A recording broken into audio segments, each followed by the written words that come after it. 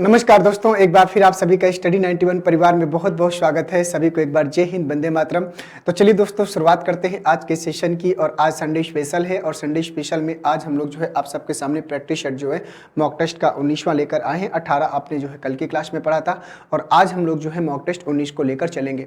तो चलिए तैयार हो जाइए। सभी को गुड आफ्टरनून, सभी जितने बच्चे हैं सभी को गुड आफ्टरनून दोस्तों। तो चलिए आइए देखते हैं और एक एक क्वेश्चन को लेकर चलेंगे। और आज संडे का जब सेशन होता है तो संडे के सेशन में मैं थोड़ा सा आपको कम समय देता हूं, क्योंकि यहाँ पर सिर्फ मुझे सिर्फ और सिर्फ पढ़ाना होता है, आप लोगों को कमेंट पे ध्यान नहीं देना होता।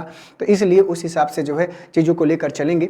तो चलिए तैयार हो जाइए और शुरुआत करते हैं आज के सेशन की। और एक एक करके हम लोग जो है आगे क्या करेंगे, बढ़ते चलेंगे। तो दोस्तों यहाँ पर आप लोग सब देख सकते हैं कि यहाँ पर मॉडर्न हिस्ट्री, आधुनिक इतिहास का इंडिविजुअल बैच जो है बाय नितिन सर के द्वारा।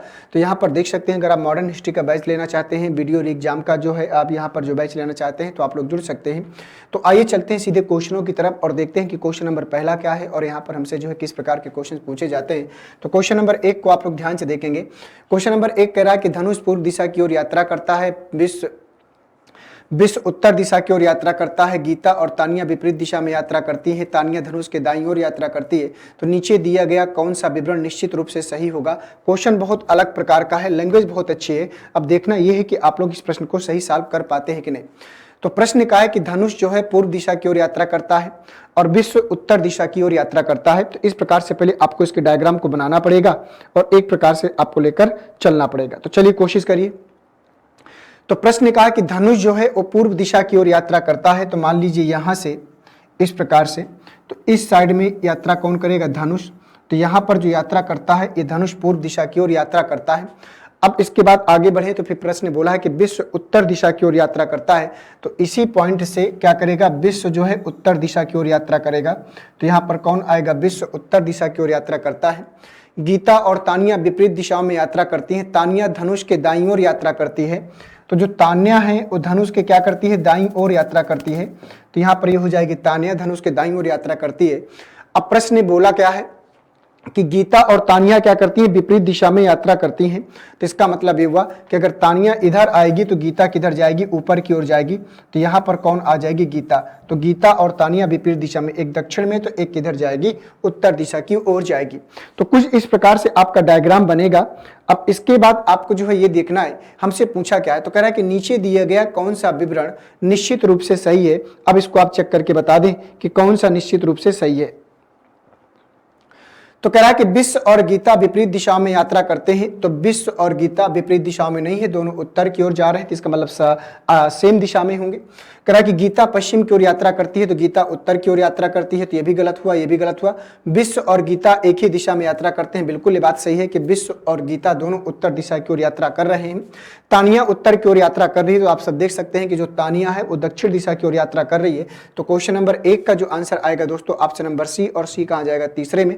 तो जिन बच्चों ने 1 का तीसरा वाला सी वाला आंसर किया होगा उन सभी बच्चों का प्रश्न क्या करेगा, सही। तो आप लोग देख सकते हैं कि प्रश्न की लैंग्वेज बहुत बढ़िया थी। प्रश्न में तो कुछ नहीं था, लेकिन लैंग्वेज इतनी जोरदार थी कि ये प्रश्न करने के आपको जो है एक अलग कॉन्फिडेंस आएगा।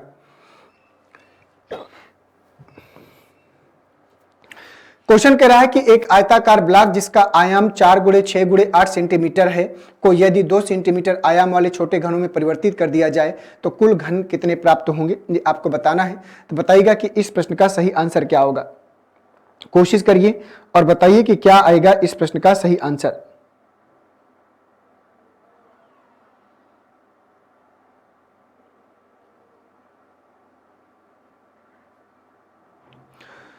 तो कह रहा है कि एक आयताकार ब्लॉक जिसका आयाम है ना, तो आयताकार ब्लॉक का जो आयतन होगा, जो आयाम होगा, आयाम का मतलब होता है आयतन। तो यहां पर जो इसका आयाम होगा वो कितना है, 4 × 6 × 8, ठीक है, सेंटीमीटर है। को यदि 2 सेंटीमीटर वाले छोटे छोटे घनों में काटा जाता है, तो 2 सेंटीमीटर वाले छोटे छोटे घनों में, तो 2 सेंटीमीटर वाले छोटे छोटे घनों में इसको क्या किया जाता है, काटा जाता है। तो 2 सेंटीमीटर का छोटे छोटे घनों का जो आयाम होगा उसको आपको निकालना पड़ेगा। तो 4 × 6 × 8 है, तो 2 सेंटीमीटर के 2 × 2 × 2 हो जाएंगे। अब इसके बाद प्रश्न ने पूछा क्या है, तो प्राप्त छोटे घनों की संख्या। तो यहाँ पर छोटे घनों की संख्या निकालना होगा। तो छोटे घनों की संख्या 4 × 6 × 8 और बटे यहाँ पर होगा 2 गुणे 2 गुणे 2, तो 2 दूना 4 दूना 8, तो 8 से कैंसिल होगा, तो 4 से कितना हो जाएगा 24, तो कुल 24 घन प्राप्त होंगे। और 24 कहाँ जाएगा, ऑप्शन नंबर सेकंड में। तो दूसरे का जो आंसर होगा और 24 आएगा, और जिन बच्चों ने दूसरे का 24 किया होगा उन सभी का प्रश्न क्या करेगा, सही हो जाएगा। 2 के बाद चलेंगे क्वेश्चन नंबर 3 की तरफ। क्वेश्चन नंबर 3 को ध्यान से देखेंगे, करा के नीचे दिए गए अक्षरों का सही जल प्रतिबिंब क्या होगा। तो जल प्रतिबिंब मतलब वाटर इमेज बनाना है, तो जब वाटर इमेज बनाना होता है तो इस प्रकार से आपको जो है यहाँ पर मिरर को लगा देना है और इसके अकॉर्डिंग आपको बताना है कि इसका वाटर इमेज क्या बनेगा। तो चलिए छोटा सा क्वेश्चन है। तो दोस्तों यहाँ पर अगर ध्यान से देखेंगे तो एम की बात करें तो आप पहले बताओ किस में जाएगा, 1 में, 2 में, 3 में या 4 में, फिर मैं बताता हूं किसका सही आंसर क्या होगा। कोशिश करें आप लोग। तो दोस्तों यहां पर ध्यान से देखिए, तो अगर इसको देखो यहां पर डी तो पहले आएगा नहीं, डी तो पहले आएगा नहीं, तो 2 और 4 तो होगा नहीं। अब 1 और 3 में आपको निकालना है, तो यहां पर एम परिवर्तित होगा, ठीक है। ओ भी, ओ में कोई चेंजेस होगा नहीं, टी बदलेगा, एच में होगा नहीं। अगर ई की बात करें तो ई में कोई परिवर्तन होगा नहीं, ये भी ठीक है। ई के बाद क्या आएगा, आर, यहां पर ई के बाद ए आ गया है, तो ये बात क्या होगी, गलत। तो बचा क्या, तीसरा वाला। आर देखो बदल गया, एल बदल गया, ए बदल गया, एन बदल गया और डी भी बदल गया। तो क्वेश्चन नंबर तीसरे का जो आंसर होगा वो ऑप्शन नंबर किस में जाएगा, तीसरे में जाएगा। अगर तीसरे का तीसरा वाला आप लोगों ने किया है तो निश्चित रूप से प्रश्न आपका क्या करेगा, सही हो जाएगा। आइए बढ़ते हैं क्वेश्चन नंबर 3 के बाद क्वेश्चन नंबर 4 में। क्वेश्चन नंबर 4 कह रहा है कि किसी त्रुटिपूर्ण कंपास में पूर्व को उत्तर, पश्चिम को पूर्व, उत्तर को दक्षिण और दक्षिण को पश्चिम के रूप में चिन्हित किया जाता है। तो इस कंपास पर दक्षिण पूर्व का अनुसरण करने वाले लोगों का समूह वास्तव में किस दिशा में जाएगा। क्वेश्चन नंबर 4 डायरेक्शन का क्वेश्चन है। तो चलो बताओ इस प्रश्न का सही आंसर क्या हो जाएगा।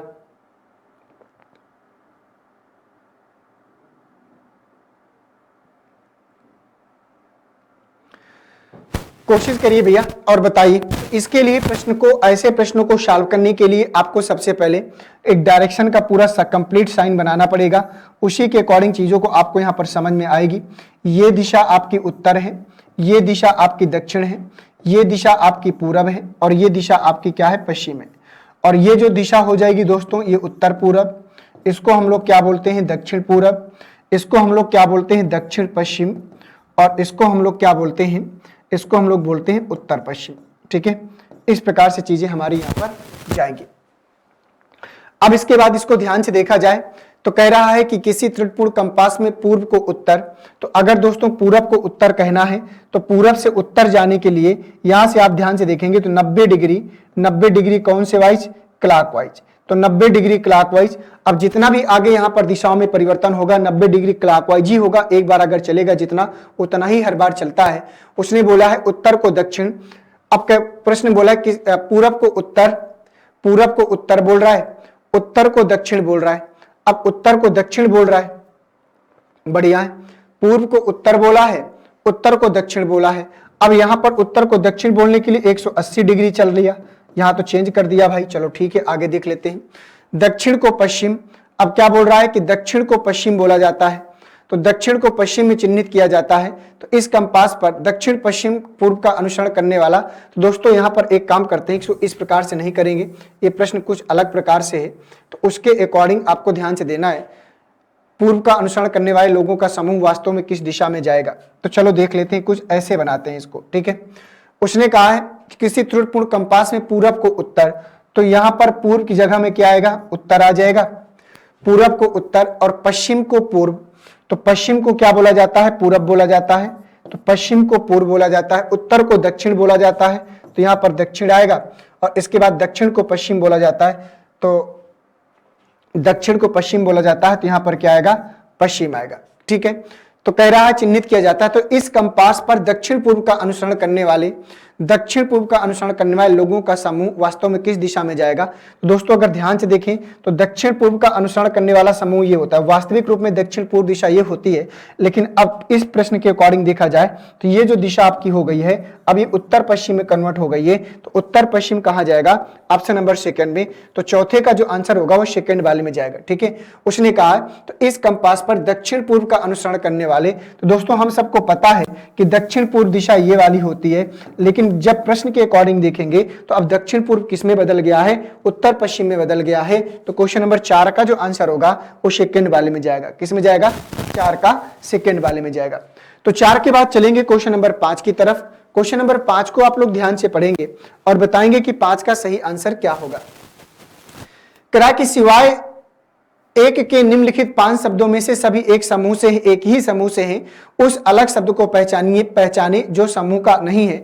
वायलिन, गिटार, बेंजो, बांसुरी और वाइला में से इसमें से क्या अलग होगा, ये आपको बताना है।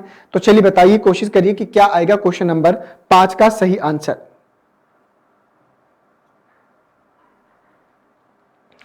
तो दोस्तों अगर ध्यान से देखा जाए तो यहां पर गिटार, बेंजो और वायलिन ये ऐसे वाद्य यंत्र हैं जो तार के माध्यम से बजते हैं। किसके माध्यम से, तार के माध्यम से। लेकिन बांसुरी का प्रयोग करने के लिए हमको मुंह से जो है इसको बजाना पड़ता है। तो 5वें का जो आंसर होगा वो किस में जाएगा, पहले में जाएगा। ठीक है, गिटार को बजाने के लिए तार के माध्यम की आवश्यकता होती है, बेंजो को बजाने के लिए तार के माध्यम की आवश्यकता होती है, वायलिन को भी। तो 5वें का जो आंसर होगा वो फर्स्ट वाले में जाएगा, बांसुरी आंसर आएगा, क्योंकि बांसुरी को बजाने के लिए आप सबको पता है कि किस माध्यम की आवश्यकता पड़ती है। 5 के बाद चलेंगे क्वेश्चन नंबर 6 में दोस्तों। तो क्वेश्चन नंबर 6 को आप लोग ध्यान से देखेंगे और बताएंगे कि 6 का सही आंसर क्या होगा।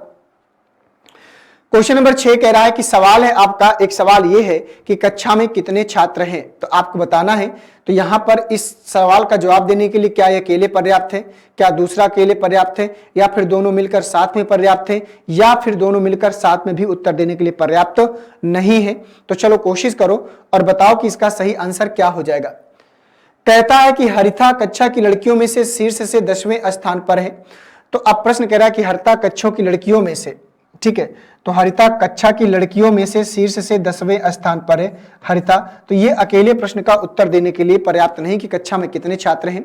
सुरेश शीर्ष से 15वें स्थान पर है और हरिता और सुरेश के बीच 5 छात्र हैं।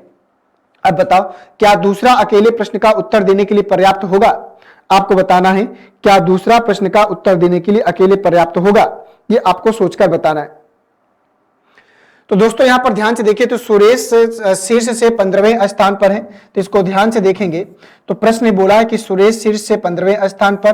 तो सुरेश की जो प्रारंभिक पोजीशन है वो 15वें स्थान पर है। हरिता और सुरेश के बीच 5 छात्र हैं, तो हरिता और सुरेश के बीच 5 छात्र हैं, तो यहां पर हरिता आएगी। लेकिन जरूरी नहीं है कि हरिता अंत से होगी कि प्रारंभ से कहां पर होगी, यहां से भी कोई क्लियर नहीं हो पा रहा है। तो ये भी प्रश्न का अकेले उत्तर देने के लिए पर्याप्त नहीं है। तो यहां पर अकेले ये पर्याप्त है।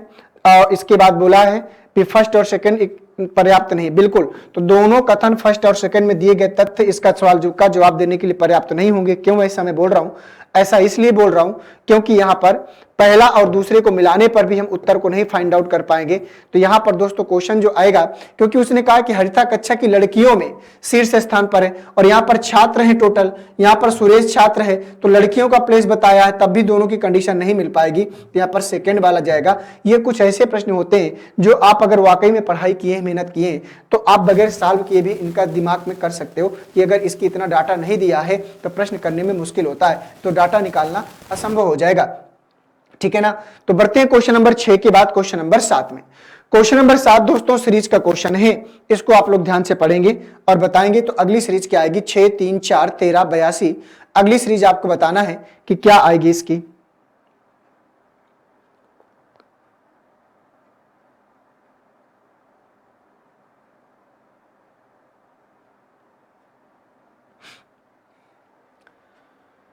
क्वेश्चन नंबर 7 को ध्यान से पढ़ेंगे और बताएंगे कि 7 का आंसर क्या आएगा, कोशिश करेंगे।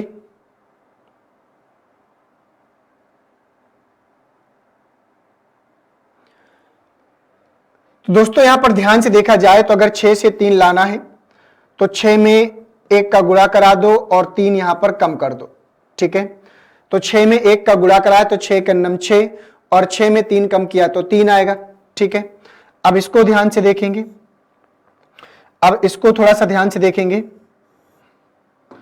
6 में 1 का गुणा कराया और 3 क्या किया, कम किया, और 3 में हम 3 का गुणा कराएंगे, 3 में 3 का गुणा कराएंगे और 5 कम करेंगे तो 3 3 9 और 9 में 5 कम करेंगे तो 4 आएगा। और आगे बढ़ते हैं, और आगे बढ़ेंगे तो यहां पर 1 का 3 का, तो दोस्तों यहां पर 4 में हम कितने का गुणा कराएं, 4 में 5 का गुणा कराएं और 7 कम कर दें।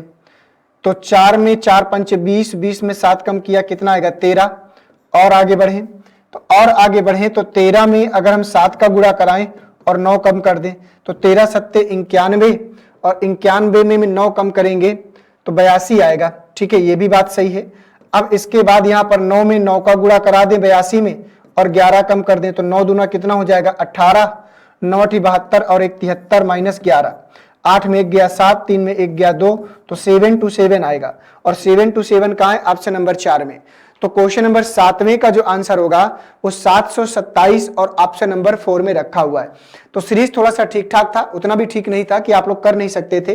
तो 6 में 1 का गुणा किया, 3 कम किया, फिर देखो पहले 1 का गुणा, यहां पर ध्यान से आप देखते जाए कैसे इसको किया है प्रश्न ने। पहले यहां पर उसने 1 का गुणा, फिर 3 का गुणा, फिर 5 का गुणा, फिर 7 का गुणा और फिर 9 का गुणा। तो इस प्रकार से 1 3 5 7 इस प्रकार से यहां पर विषम संख्याओं के रूप में बढ़ रहा था। तो 7वें का जो आंसर होगा वो ऑप्शन नंबर किस में जाएगा, 4 में। तो 727 इसका आंसर आएगा। क्या आएगा, 727 आएगा। आइए बढ़ते हैं क्वेश्चन नंबर 8 की तरफ। कह रहा कि निम्नलिखित आरेख में कौन सा इन सब के बीच रिश्ता दर्शाता है, मांसभक्षी शेर और खरगोश। तो मांसभक्षी शेर और खरगोश में से क्या रिलेशन बनेगा। तो ये आपको पता है कि मांसभक्षी कौन होता है, खरगोश तो बिल्कुल प्यारा सा जानवर होता है, वो बिल्कुल शाकाहारी होता है, ये आपको ध्यान देना है। तो अगर शेर की हम बात करें तो जो शेर होगा वो शेर होगा और मांसभक्षी का पार्ट होगा, क्योंकि जितने भी शेर हैं वो सारे के सारे मांसभक्षी होते हैं और कुछ मांसभक्षी शेर के रूप में मिलते हैं। खरगोश यहाँ पर इन दोनों से इसका कोई लेना देना नहीं होगा, न खरगोश का जो है ना शेर से कोई रिलेशन है, न मांसभक्षी से कोई रिलेशन है। तो कौन सा ऑप्शन जाएगा, 8वें का चौथा वाला जाएगा। ठीक है, और अगर आप लोगों ने 8वें का चौथा वाला आंसर किया है तो ये प्रश्न आपका क्या करेगा, सही होगा। 8 के बाद चलेंगे दोस्तों क्वेश्चन नंबर 9 की तरफ। ये आ गया क्वेश्चन नंबर 9। क्वेश्चन नंबर 9 को ध्यान से पढ़िएगा और बताइएगा। दोस्तों यहां पर एक कथन दिया है और 2-3 तर्क दिए गए हैं। अब आपको बताना है कि इनमें से कौन सी बात सत्य होगी। ध्यान से एक बार इसको पढ़ लीजिए। कथन क्या बोल रहा है कि हाल ही में केंद्र सरकार ने निर्णय लेकर फिल्म सेंसर बोर्ड की भूमिका को विभिन्न श्रेणियों में फिल्मों को प्रमाणित करने तक सीमित कर दिया है। अब तर्क है आपके पास, अब इनमें से कौन सा तर्क मजबूत होगा और कौन सा तर्क मजबूत नहीं होगा, ये आपको बताना है। तो चलिए कोशिश करिए और बताइए।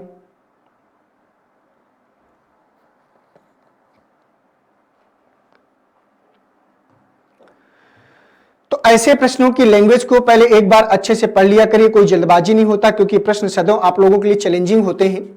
कह रहा कि हाल ही में केंद्र सरकार ने निर्णय लेकर फिल्म सेंसर बोर्ड की भूमिका को, क्या किया है, सरकार ने निर्णय लिया है कि फिल्म सेंसर बोर्ड की भूमिका को विभिन्न श्रेणियों में फिल्मों को प्रमाणित करने तक सीमित कर दिया है। मतलब जो विभिन्न अलग अलग श्रेणियां हैं उनको प्रमाणित करने की जो भूमिका है उसको सीमित कर दिया है।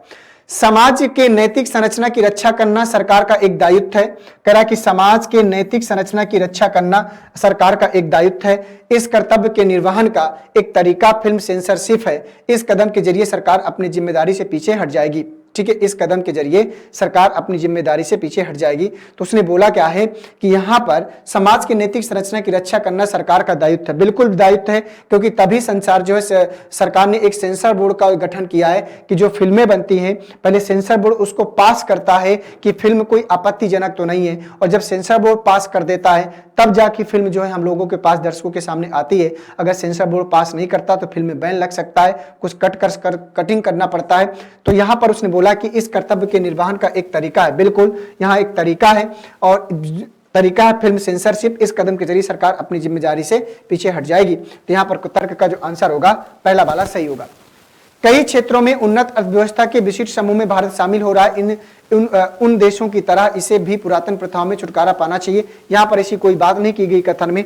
लोकतांत्रिक विकास के उद्देश्य में व्यक्तिगत स्वतंत्रता के लिए यहां पर भी लोकतांत्रिक की कोई बात नहीं की गई। वहां फिल्म सेंसर बोर्ड की बात कर रहा है, तो जो चीज नहीं बोल रहा उसके बारे में जबरदस्ती नहीं करेंगे। तो केवल तर्क फर्स्ट सशक्त होगा। तो 9वें का जो आंसर होगा वो ऑप्शन नंबर फर्स्ट में ही छिपा है, क्योंकि जो कथन जिसकी बात नहीं करेगा उसके बारे में हमें सोचना भी नहीं है। ये आपको ध्यान देना है। ठीक है, तो चलिए बढ़ते हैं और नेक्स्ट क्वेश्चनों की तरफ और देखते हैं कि 9 के बाद दोस्तों क्वेश्चन नंबर 10 हमसे क्या पूछ रहा है। फिर से तर्क वाला ही क्वेश्चन है। केंद्र सरकार को भारत में फांसी की सजा समाप्त कर देनी चाहिए। वो आपसे पूछ रहा है कि क्या केंद्र सरकार को भारत में फांसी की जो सजा है उसको समाप्त कर देना चाहिए, ये आपसे पूछ रहा है। आप अपना पॉइंट ऑफ व्यू बताएंगे, अपना आर्गुमेंट बताएंगे, क्या सरकार को ऐसा करना चाहिए कि नहीं करना चाहिए।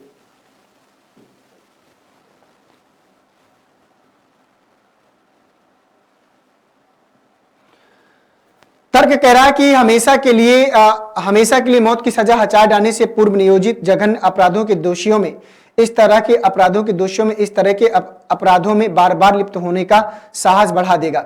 उसने क्या बोला है कि केंद्र सरकार को भारत में फांसी की सजा समाप्त कर देनी चाहिए। तर्क क्या है कि हमेशा के लिए मौत की सजा हटाए जाने से पूर्व नियोजित जघन्य अपराधों के दोषियों में इस तरह के अपराधों के, तो ये रिपीट हो गया है, इस तरह के अपराधों के बार बार लिप्त होने का साहस बढ़ा देगा। इसलिए मौत की सजा पूरी तरह से हटाने के बजाय इसे चयनात्मक और विशेष परिस्थिति में इस्तेमाल का मामला ज्यादा मजबूत होगा। बिल्कुल सही बात है। पूरी तरह से अगर हटा देंगे तो लोगों में जो डर है वो खत्म हो जाएगा और अपराध जो है, जो अभी भी चल रहा है, वो उसकी मात्रा और बढ़ जाएगी। ये आप सबको अच्छे से पता है। तो अगर ये चीजें हैं तो कहीं ना कहीं लोगों को एक डर की भावना प्रतीत कराता है, जिससे लोग अपराध करने से थोड़ा सा कम वंचित होते हैं। दूसरा कह रहा है कि मौत की सजा खुद ही राज्य द्वारा अपने आप में एक जीवन लिए जाने के बराबर है, जो एक जघन्य अपराध माना जाता है, इसलिए इसे समाप्त किया जाना चाहिए। बिल्कुल नहीं। करा कि मौत की सजा खुद ही राज्य द्वारा अपने आप में एक जीवन लिए जाने के बराबर है, ऐसा कुछ नहीं है। वो मौत की सजा किसी सब व्यक्ति को नहीं दे रही है, उनको दे रही है जो बार बार जघन्य अपराधों में लिप्त हैं, गलत कार्य करते हैं। तो समाज को अगर चलाना है तो ये सब चीजें जो सरकार अगर कोई नियम बनाती है तो आम जनता के हित में ही बनाती है, जनता के हित में ही बनाती है। और सरकार का नियम और कानून जो कुछ होता है वो सारे के सारे आर्गूमेंट क्या होते हैं, सही माने जाते हैं। अगर कोई आर्गुमेंट होगा तो सरकार, सुप्रीम कोर्ट के जो आदेश होंगे वो सदैव सही माने जाते हैं। ये आपको ध्यान देना है। तो ये बात गलत हो जाएगी। तो यहां पर कौन सा जाएगा, केवल तर्क फर्स्ट सशक्त होगा। तो क्वेश्चन नंबर 10 का जो आंसर होगा वो तीसरे में जाएगा। और अगर आपने 10 का तीसरा वाला किया होगा तो निश्चित रूप से प्रश्न आपका क्या करेगा, सही हो जाएगा। 10 का किस में जाएगा दोस्तों, तीसरे वाले में जाएगा। 10 के बाद दोस्तों क्वेश्चन नंबर चलेंगे 11 में। ये क्वेश्चन नंबर 11 आ गया आप सबके सामने। 11 को ध्यान से पढ़ लीजिए और बताइए कि 11 का सही जवाब क्या होगा। क्वेश्चन नंबर 11 कह रहा है कि निम्नलिखित आरेख में से कौन इन सब के बीच रिश्ता दर्शाता है, आयरलैंड, डबलिन और यूनान। बताओ भैया, कह रहा है कि निम्नलिखित में से कौन इन सब में रिश्ता दर्शाएगा। आयरलैंड, डबलिन और यूनान के बारे में अगर आप जानते हैं तो रिलेशन को बता पाएंगे। तो डबलिन के बारे में तो सुना होगा आप लोगों ने, डबलिन के बारे में तो सुना होगा और आप सबको पता है। तो डबलिन जो है वो आयरलैंड की क्या है, राजधानी है। तो डबलिन आयरलैंड की राजधानी है। लेकिन यूनान एक अलग देश है, इनका इससे कोई लेना देना नहीं होगा। तो किस में जाएगा, तीसरे वाले में। अगर आपको डबलिन के बारे में पता था कि डबलिन आयरलैंड की राजधानी है तो डबलिन आयरलैंड का पार्ट होगा, यूनान का इनसे कोई लेना देना नहीं होगा। तो इस प्रकार से इस सबसे क्या हो जाएगा, अलग हो जाएगा। क्लियर। और हम सबको पता है कि यूनान एक अपना खुद का एक अलग देश है, इसलिए उसका आयरलैंड से और डबलिन से आपस में कोई रिलेशन नहीं बनेगा। तो 11 का जो आंसर होगा वो तीसरे वाले में जाएगा। 11 के बाद चलेंगे क्वेश्चन नंबर 12 की तरफ। 12 को ध्यान से पढ़िएगा और बताइएगा कि 12 का सही आंसर आप लोगों के अकॉर्डिंग क्या आएगा। करा कि एक निश्चित कूट भाषा में केमिस्ट को इतना लिखा जाता है तो उसी कूट भाषा में कंसल्ट को क्या लिखा जाएगा। एक छोटा सा क्वेश्चन है, इसको बनाने का प्रयास करें आप लोग और बताएं कि क्वेश्चन नंबर 12 का सही आंसर आप सब लोगों के अकॉर्डिंग क्या हो जाएगा।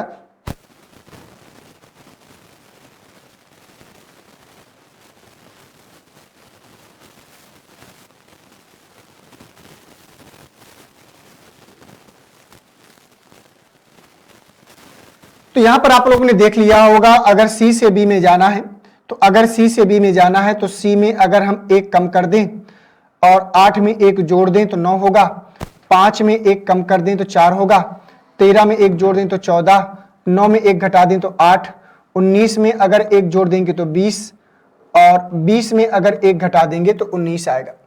अब यहां पर ध्यान से देखें तो यहां पर क्या आएगा, माइनस का 1, फिर इसके बाद प्लस का 1, इसके बाद आएगा माइनस का 1, इसके बाद आएगा प्लस का 1, माइनस का 1, प्लस का 1 और माइनस का 1। तो 3 में अगर एक कम करेंगे तो 2 आएगा बी, 15 और 1 16, 14 में 1 घटाएंगे 13, 19 और 1 20, 21 में 1 कम करेंगे तो 20 आएगा, 12 और 1 13, 20 में 1 कम करेंगे तो 19 आएगा। तो BPMTT, तो BPMTTMS, और ये कहाँ जाएगा? ऑप्शन नंबर 4 में। तो 12 का जो आंसर होगा वो ऑप्शन नंबर 4 में जाएगा। और अगर आपने 12 का चौथा वाला आंसर किया है तो निश्चित रूप से आपका ये प्रश्न भी क्या करेगा? सही हो जाएगा। ओके, 12 के बाद चलेंगे क्वेश्चन नंबर 13 में। ये को आ गया क्वेश्चन नंबर 13। 13 को ध्यान से पढ़ेंगे आप लोग और बताएंगे कि 13 का आंसर क्या होगा। करा के एक निश्चित कूट भाषा में कैच को 3183H5 लिखा जाता है, इसी प्रकार से मैच को, इसी प्रकार से मिनट को, तो टीच को कैसे लिखा जाएगा ये आपको बताना है। क्वेश्चन नंबर 13, ध्यान से इसको पढ़ लें एक बार और इसको बनाने का प्रयास करें कि क्या होगा इसका सही आंसर।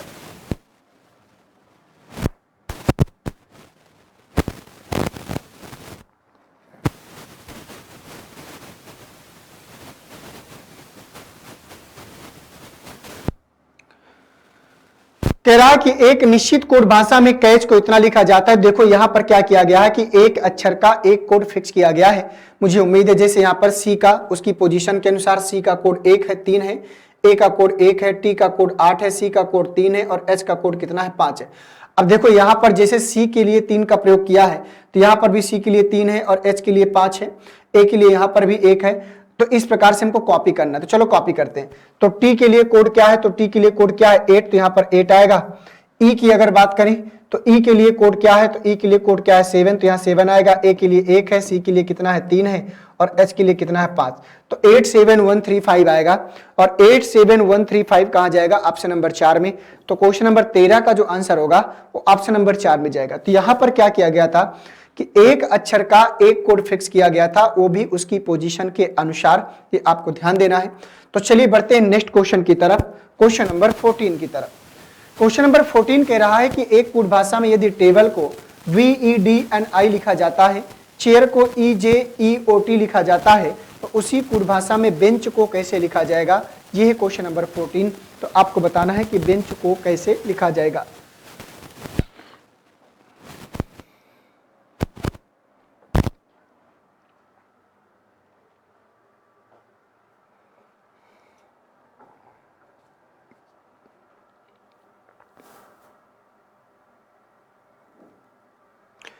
तो उम्मीद करता हूं दोस्तों कि अब तक आपको प्रश्न का आंसर मिल चुका होगा। तो जैसे टी से अगर 22 में जाना है तो 20 और 2 कितना हो गया? 22 हो गया, और 1 और 4 कितना हो गया? 5 हो गया, 2 और 2 कितना हो गया? 4, 12 और 2 कितना हो गया? 14, और 5 और 4 कितना हो गया? 9। तो यहां देख सकते हैं आप लोग, तो इस प्रकार से चीजें चल रही हैं।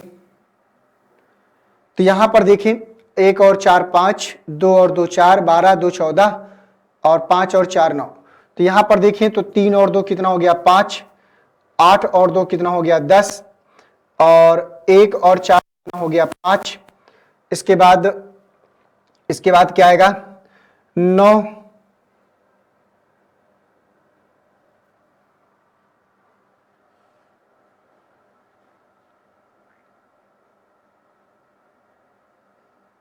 एक और 4 5, 9 4 13, 18 2 20। तो यहां पर 9 18 और 2 कितना हो गया? 20, 9 और 4 13। तो यहां पर +4 होना चाहिए था, क्यों? m होना चाहिए था, 9 4 13 होना चाहिए था। देखो यहां पर किया क्या गया है, जहां पर वावेल है उनमें +4 किया गया है और जहां पर व्यंजन है उनमें +2 किया गया है। तो यहां पर अगर ध्यान से देखें तो 1 और 4 5 तो ठीक था, लेकिन 9 और 4 होना चाहिए था 13, 13 के लिए m होना चाहिए था। अब यहां पर तो याद रखिएगा जो वावेल है उनमें +4 और जो व्यंजन है उनमें +2। तो आइए देखते हैं। तो दोस्तों यहां पर ध्यान से देखिए तो 2 और 2 कितना हो गया? 4, और इसके बाद वावेल है तो +4, यहां पर +2 और +2। तो 4 और 2 6, 2 और 2 4 हो गया, 5 4 9 हो गया, 14 2 16 हो गया, 3 और 2 5 हो गया, 8 और 2 10 हो गया। तो FIPEG 2 और 2 4, 2 और 2 4, यहां पे हमने गलत किया है, 2 2 4। तो DIPEG तो कहां जाएगा? ऑप्शन नंबर 3 में। तो DIPEJ ये आपका आंसर होगा, 8 2 10 PEJ। ठीक है, तो आपने यहां पर ध्यान से देखा होगा कि यहां पर जो कॉन्सेप्ट चल रहा है उसमें कॉन्सोनेंट में 2 जोड़ा गया है और जहां जहां वावेल आया है उसमें 4 जोड़ा गया है। यहां पर थोड़ा सा मिस था, उनको हमने सही कर लिया है और यहां पर वही चीज आप अप्लाई कर देंगे तो देखो यहां पर जो वावेल है उनमें 4 जोड़ा है और जो कॉन्सोनेंट व्यंजन है उनमें +2 किया गया है। ठीक है, क्वेश्चन नंबर 14 के बाद चलेंगे क्वेश्चन नंबर 15 में। ये आ गया क्वेश्चन नंबर 15, इसको ध्यान से देख लीजिए और बनाइए आप लोग। कह रहा कि लखनऊ में रहने वाले नरेश ने नीना कुमारी से कहा कि प्रेम जो इलाहाबाद में रहता है सुरेश के पिता का सबसे बड़ा पुत्र है। यदि सुरेश की मां नरेश की पत्नी हो तो प्रेम का नरेश से क्या संबंध होगा। क्वेश्चन नंबर 15, इसको ध्यान से पढ़ लीजिए और बताइए कि 15 का सही आंसर क्या हो जाएगा।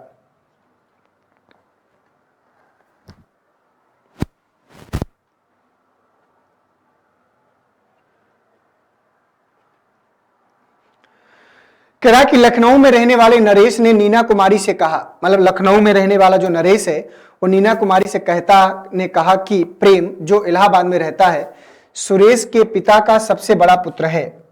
तो सुरेश के पिता का सबसे बड़ा पुत्र है कौन? लखनऊ में रहने वाला नरेश ने नीना कुमारी से कहा कि प्रेम जो है जो इलाहाबाद में रहता है, उसने कहा कि लखनऊ में रहने वाले नरेश ने नीना कुमारी से कहा कि प्रेम जो इलाहाबाद में रहता है सुरेश के पिता का सबसे बड़ा पुत्र है। इसका मतलब ये हुआ कि जो प्रेम होगा वो सुरेश का भाई होगा। ठीक है, और सबसे बड़ा पुत्र है। यदि सुरेश की मां नरेश की पत्नी हो, उसने कहा कि यदि सुरेश की जो मां है वो नरेश की क्या हो? पत्नी। तो इसका मतलब ये हुआ, उसने क्या कहा, यदि सुरेश की मां नरेश की पत्नी, तो जो सुरेश की मां है वो नरेश की पत्नी, तो इसका मतलब जो नरेश होंगे वो सुरेश के पिता होंगे और इसकी जो पत्नी होगी नरेश की वो सुरेश की और प्रेम की दोनों की मां होंगी। ठीक है, ये आपको ध्यान देना है। तो प्रेम का नरेश के साथ क्या संबंध है?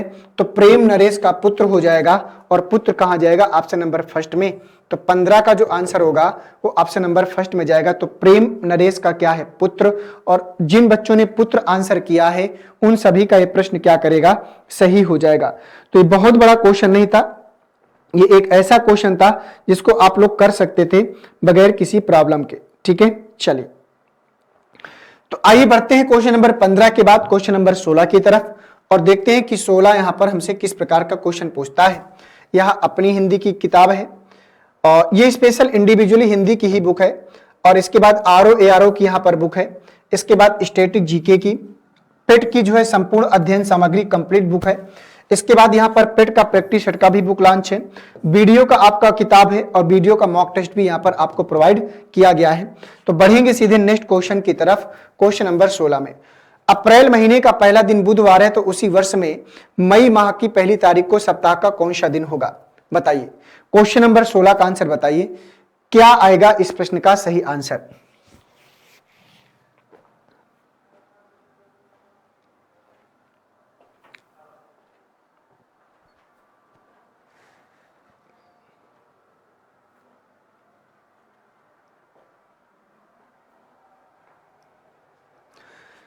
कह रहा है कि अप्रैल महीने का पहला दिन क्या है? बुधवार है। तो 1 अप्रैल को बुधवार है। अप्रैल महीने का पहला दिन बुधवार है। उसी वर्ष में मई माह की पहली तारीख को, मतलब 1 मई को पूछा है कि कौन सा वार होगा। प्रश्न यही पूछ रहा है कि 1 मई को कौन सा वार होगा। तो दोस्तों अप्रैल से लेकर मई तक में जाना है, आपको पहले यह ध्यान देना होगा कि अप्रैल से मई में जाना है तो हमसे आगे का डेट पूछ रहा है, मार्च, अप्रैल और मई। तो अप्रैल होता है 30 दिन का, तो एक अप्रैल होता है 30 दिन का, 30 दिन में एक दिन तो समाप्त हो गया, तो बचेंगे कितने दिन? 29 दिन।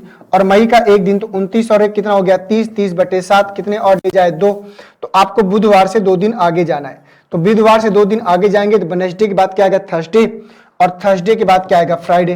तो इसका जो आंसर होगा कि 1 मई को मई माह का पहला दिन होगा फ्राइडे, और फ्राइडे कहां है? ऑप्शन नंबर सेकंड में।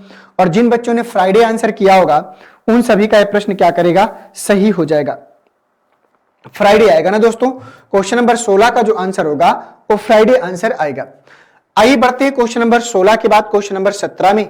मान लीजिए ए बी का भाई है, सी ए का पिता है, डी ई का भाई है, ई बी की पुत्री है, तो डी के चाचा कौन है? तो डी का चाचा कौन है? क्वेश्चन नंबर 17, इसको ध्यान से पढ़ लीजिए और बता दीजिए कि डी के चाचा कौन है। कोशिश करें और बताएं कि इसका सही आंसर क्या होगा।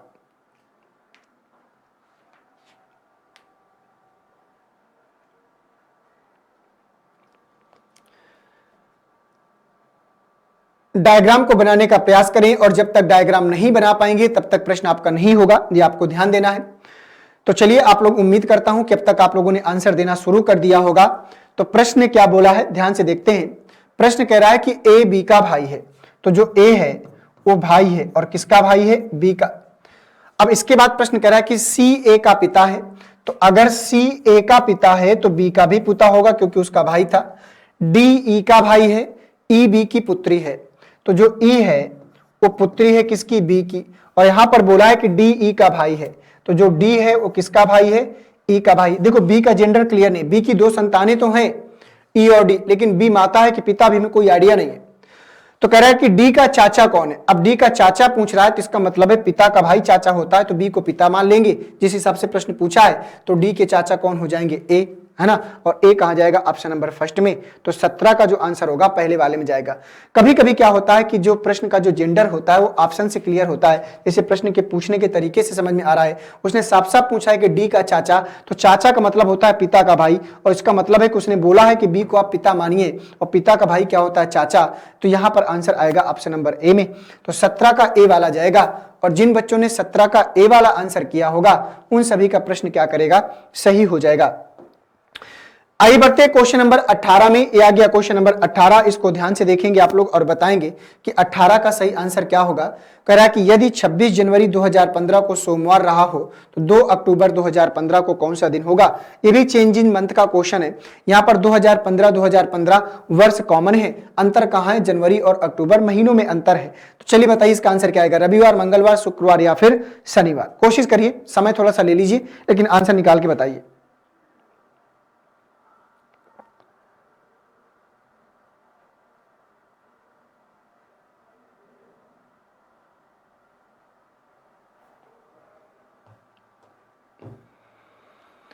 क्वेश्चन नंबर 18 का आंसर है दोस्तों, बताइए इसका सही आंसर क्या होगा। प्रश्न कह रहा है कि 26 जनवरी 2015, प्रश्न बोल रहा है कि 26 जनवरी 2015 को कौन सा वार था, सोमवार था। तो प्रश्न ने आपसे पूछा है कि 2 अक्टूबर 2015 को कौन सा वार होगा। तो 26 जनवरी से अक्टूबर तक चलना है। तो जनवरी से अक्टूबर तक मतलब आगे का दिन पूछा है, तो ऑड डेज की संख्या प्लस करेंगे। तो दोस्तों 26 होता है 31 का, तो जनवरी में कितने दिन बचे, 5 दिन, क्योंकि जनवरी के 26 दिन समाप्त हो गए। फरवरी में कितने ऑड डेज आएंगे, 2015 7 चौक 28 0। फरवरी के बाद मार्च में 3 ऑड डेज आएंगे।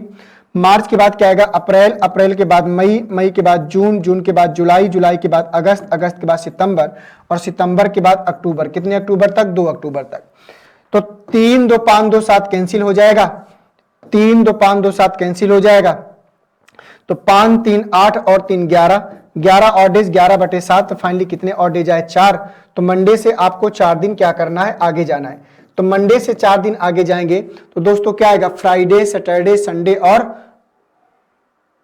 गलत पढ़ दिया हमने, मंडे से 4 दिन आगे जाना है तो क्या आएगा, ट्यूसडे, वेडनेसडे, थर्सडे और फ्राइडे। तो यहां पर जो आंसर आएगा वो फ्राइडे आएगा, और फ्राइडे कहां जाएगा, ऑप्शन नंबर तीसरे में। तो 18 का जो आंसर होगा वो तीसरे में जाएगा, ठीक है, 18 का तीसरे में जाएगा। तो यहां पर ये हो गया इस प्रश्न का सही आंसर। इससे पहले भी एक प्रश्न अभी आया था कैलेंडर का, दूसरा क्वेश्चन आपका आया है। तो 18 का जो आंसर होगा दोस्तों वो तीसरे में जाएगा, और अगर आपने 18 का तीसरा वाला किया है तो प्रश्न आपका क्या करेगा, सही हो जाएगा। बढ़ेंगे नेक्स्ट क्वेश्चन की तरफ, क्वेश्चन नंबर 19 की तरफ। करा कि नीचे दिए गए सवाल में फर्स्ट और सेकंड 2 कथन हैं, आपको तय करना है कि कथनों में उपलब्ध कराए गए तथ्य सवाल का जवाब देने के लिए पर्याप्त हैं या नहीं। दोनों कथन को पढ़ें और सही विकल्प का चयन करें। सवाल यह है कि ए बी सी डी और ई के बीच सबसे मोटा कौन है। आपको यह बताना है कि ए बी सी डी और ई के बीच सबसे मोटा कौन है। क्या अकेले ये पर्याप्त है, क्या अकेले ये पर्याप्त है, या फिर दोनों मिलकर पर्याप्त है, या फिर दोनों मिलकर भी पर्याप्त नहीं है, ये आपको चेक करना पड़ेगा। ए बी से मोटा है। प्रश्न ने कहा कि जो ए है वो किससे मोटा है, ए बी से मोटा है पर सी से नहीं। तो ए बी से तो जरूर मोटा है लेकिन सी से नहीं है। ई सबसे पतला नहीं है। तो 2 2 4 1 5 लोग हैं तो ई सबसे पतला नहीं है। तो यहां से ये तो अकेले पर्याप्त नहीं है कि सबसे मोटा कौन है। तो कथन फर्स्ट में दिए गए तथ्य अकेले सवाल का जवाब देने के लिए पर्याप्त है, बिल्कुल पर्याप्त नहीं है। अब सेकंड को देख लेते हैं, ए केवल बी से मोटा है। प्रश्न ने कहा है कि जो ए है वो केवल बी से मोटा है, इसका मतलब सबसे पतला बी हो जाएगा। ए केवल बी से मोटा है, सी ई से मोटा है और सी सबसे मोटा नहीं है। प्रश्न ने कहा कि सी जो है वो ई से क्या है, मोटा है और सी सबसे मोटा नहीं है। प्रश्न कह रहा है कि सी सबसे मोटा नहीं है, तो इसका मतलब ये हुआ कि सबसे मोटा कौन हो जाएगा, ए बी सी डी ई। तो यहाँ पर डी नहीं दिख रहा, तो डी निकल कर आएगा। तो क्वेश्चन नंबर सेकंड को अगर ध्यान से देखा जाए तो मेरे अकॉर्डिंग अगर ध्यान से देखें तो सेकंड जो आपका है वो केवल अकेले प्रश्न का उत्तर देने के लिए पर्याप्त है, ठीक है ना। तो सेकंड वाला अकेले प्रश्न का उत्तर देने के लिए पर्याप्त है। तो कथन सेकंड में दिए गए तथ्य अकेले ही सवाल का जवाब देने के लिए काफी है, तो ये सेकंड वाले में हिट करेगा, ठीक है। क्योंकि यहां से हमें पता चल जा रहा है, उसने पूछा है कि बताइए कौन सबसे बीच में सबसे मोटा कौन है, तो सबसे मोटा कौन है, डी। तो यहाँ पर ये अकेले पर्याप्त हो रहा है। तो 19 का जो आंसर होगा वो सेकंड वाले में जाएगा, ठीक है। बढ़ेंगे नेक्स्ट क्वेश्चन की तरफ, क्वेश्चन नंबर 20 की तरफ। 20 को दोस्तों ध्यान से पढ़िएगा। कह रहा कथन और पूर्वानुमान है। कह रहा कि नागरिक प्राधिकरण ने लोगों से अपील की है कि पानी की खपत कम करें क्योंकि वहां आने वाले हफ्तों में जल की भीषण कमी हो सकती है। अब देखो, अगर कथन है, पूर्वानुमान ये होता है कि अगर नागरिक प्राधिकरण ने अगर ये ऐसा सोचा है तो उन्होंने अगर ये बात बोली है तो उनके दिमाग में पहले से चीज धारित होगी, कहीं ना कहीं आगे समस्या आने वाली है, तभी उन्होंने ऐसा स्टेटमेंट जारी किया है। नहीं तो उनको दिमाग नहीं खराब है कि ऐसा स्टेटमेंट जारी करेंगे। तो कह रहा है कि निकट भविष्य में बारिश बिल्कुल नहीं होगी। कह रहा है कि लोग नागरिक अधिकारियों की सलाह का पालन करने के लिए तैयार हैं। बिल्कुल तैयार ही होते हैं, अगर नहीं तैयार होंगे तो फिर समस्या हो जाएगी, क्योंकि सरकार यही उम्मीद करती है कि जहां पालन करने के लिए तैयार हैं।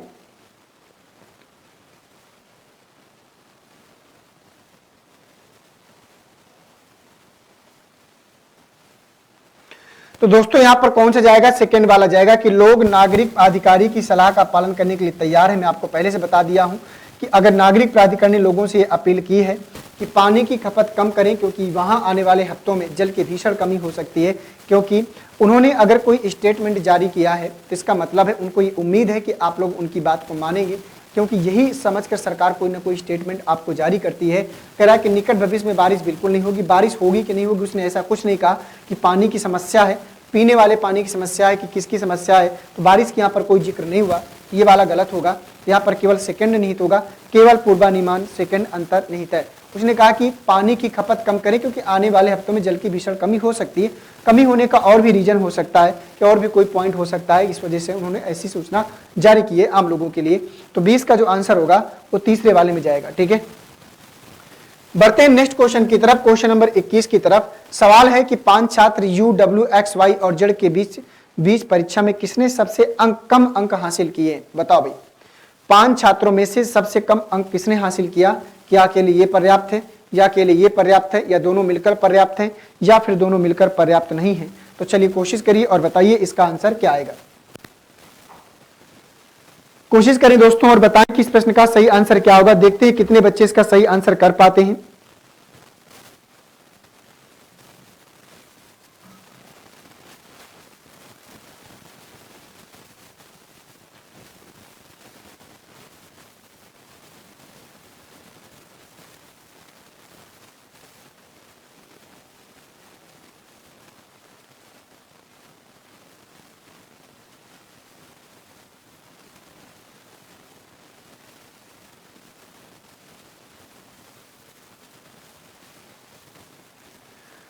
चलिए आइए देखते हैं क्या आएगा इसका आंसर। प्रश्न कह रहा है कि यू ने डब्ल्यू से अधिक अंक हासिल किए, तो यू जो है पहले वाले को सॉल्व करेंगे, ठीक है। यू ने डब्ल्यू से अधिक अंक हासिल किए पर वाई और एक्स से कम अंक हासिल किए। वाई और एक्स से क्या किया, कम अंक हासिल किया।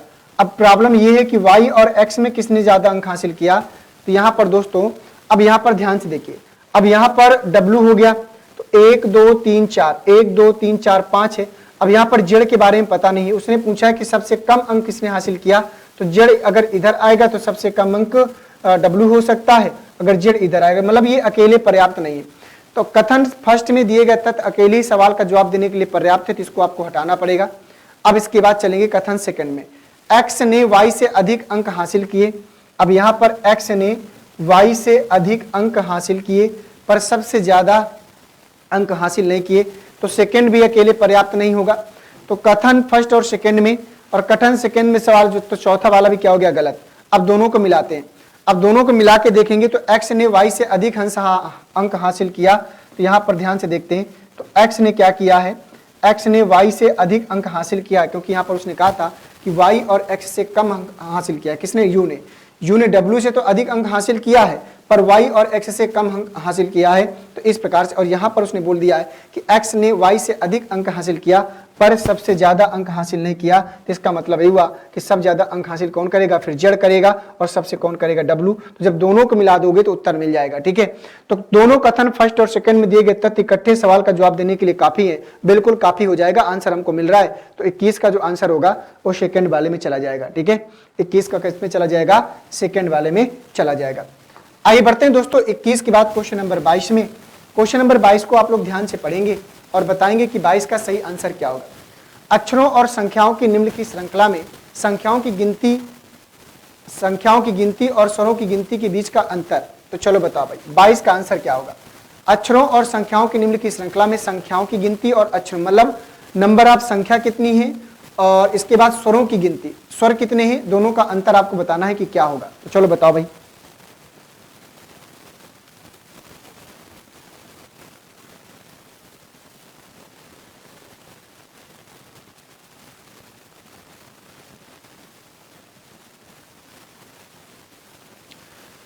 दोस्तों पहले हम यहाँ पर स्वरों की संख्या काउंट कर लेते हैं कि टोटल स्वर कितने हैं। तो स्वर की बात करें 1 और 2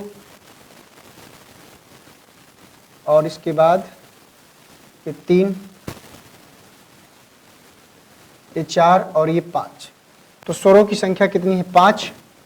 अब इसके बाद नंबर, संख्याओं की संख्या, ठीक है। संख्या कितनी है, 1 2 3 4 5 6 7 8 9 और 10। ठीक है, ये O है ना, और ये क्या है, 0 है। संख्या 10 है, तो दोनों का अंतर निकालना है। क्या निकालना है, दोनों का अंतर। तो 10 में 5 घटा देंगे तो कितना बचेगा, 5, और 5 कहाँ जाएगा, सेकंड में। तो 22 का जो आंसर होगा वो सेकंड में जाएगा। कह रहा है कि अक्षरों और संख्याओं की निम्न की श्रृंखला में संख्याओं की गिनती और स्वरों की गिनती का अंतर, तो 10 - 5, 5 अंतर आएगा। तो क्वेश्चन नंबर 22 का जो आंसर होगा वो सेकंड वाले में जाएगा, 22 आंसर 5। ठीक है, 22 का 5वां वाला जाएगा। क्लियर, चलिए बढ़ेंगे नेक्स्ट क्वेश्चन की तरफ। क्वेश्चन नंबर 22 के बाद चलेंगे क्वेश्चन नंबर 23 की तरफ। क्वेश्चन नंबर 23 क्या बोल रहा है कि किसी कूट भाषा में स्वीट कॉर्न सूप को पाम बम इतना लिखा जाता है, तो स्वीट कॉर्न सूप को कैसे लिखा जाएगा ये आपको बताना है। तो पहले आप सबके कोड निकाल लीजिए और फिर बताइए कि इसमें से क्या सही होगा। कोशिश करिए भैया, कोशिश करिए और बताइए। तो दोस्तों पहले हमको यहाँ पर किसका कोड चाहिए, स्वीट का कोड चाहिए, स्वीट का और कॉर्न का और साप का। तो दोस्तों स्वीट कॉर्न साप इतना है और स्वीट कॉर्न इतना है। ठीक है, अब यहाँ पर देखो कॉर्न स्ट्रेच साप,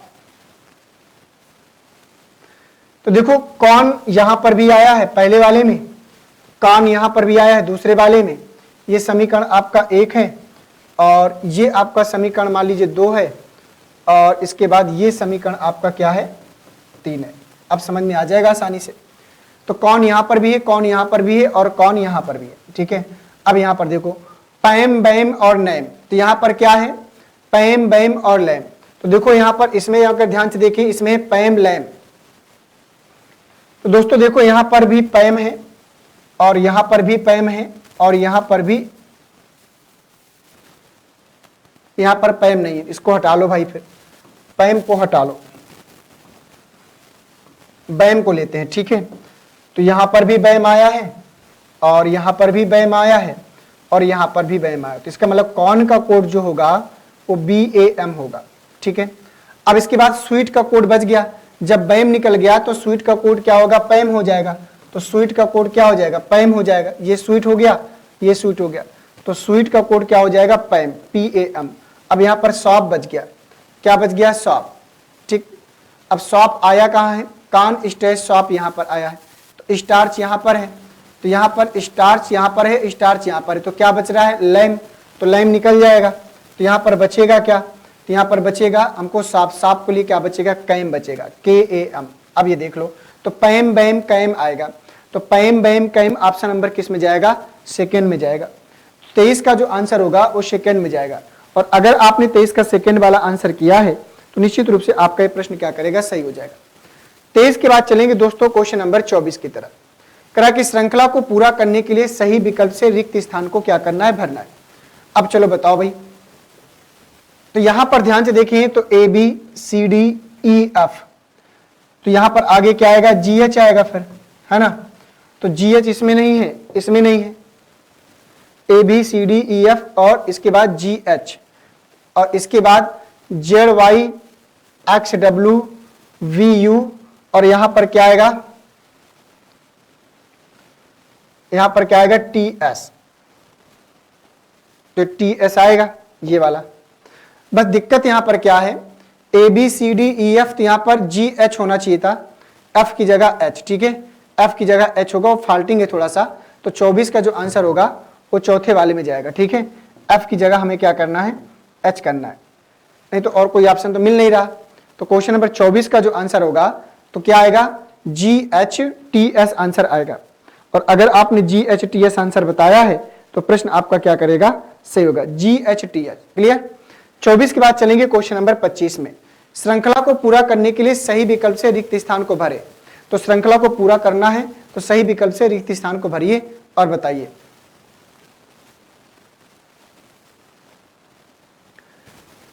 तो W से अगर U में आना है तो W 23 में 2 कम किया, 21 में 2 कम किया, 19 में 2 कम किया, 17 में 2 कम किया, 15 में 2 कम कर दिया, कितना मिलेगा? 13। और 13 में 2 कम कर देंगे तो कितना मिलेगा? 11। और 11 में 2 कम कर देंगे तो कितना मिलेगा? इस प्रकार से चीजें आपकी जो है चल रही हैं।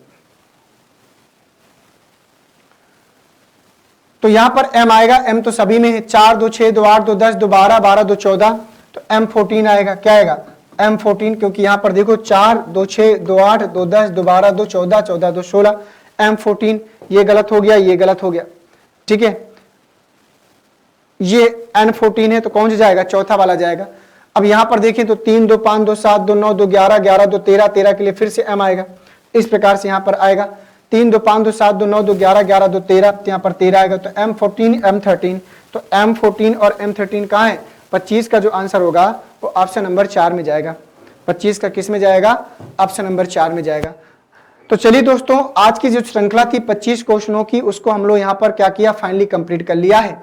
और उम्मीद करता हूं कि आप लोगों ने बढ़िया से इसको किया होगा। और इसी प्रकार से आपको अपना जो है कमेंट बॉक्स में, आपको अपना कमेंट बॉक्स में आंसर बताना होगा कि आपका 25 में से स्कोर कितना रहा। और जितने बच्चे रहे एक बार सभी लोग लाइक्स की संख्या से, अगर आपको क्लास बेहतर लगी हो, क्वेश्चनों का श्रृंखला बढ़िया लगा हो तो लाइक करके क्लास से मूव ऑन करिएगा, मतलब अंगूठा देकर जाइएगा, ठीक है? चलिए, थैंक यू सभी को, नमस्कार, जय हिंद, वंदे मातरम।